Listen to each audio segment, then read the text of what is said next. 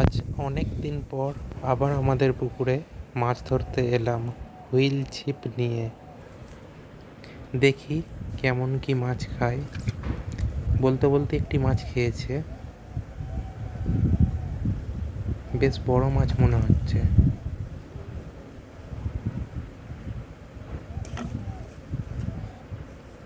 আসলে আমি নিজেই মাছ ধরছি এবং নিজেই ভিডিও করছি, সেই জন্য একটু প্রবলেম হচ্ছে।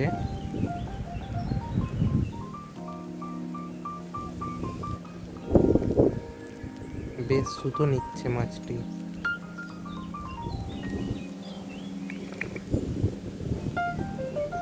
বেশ বড় মাছই মনে হচ্ছে। কিছুটা আলা করতে পেরেছি মাছটাকে।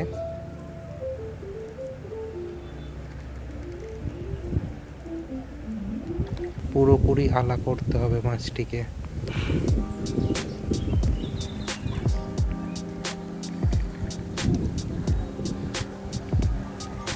মাছটি বেশ শক্তি প্রয়োগ করছে।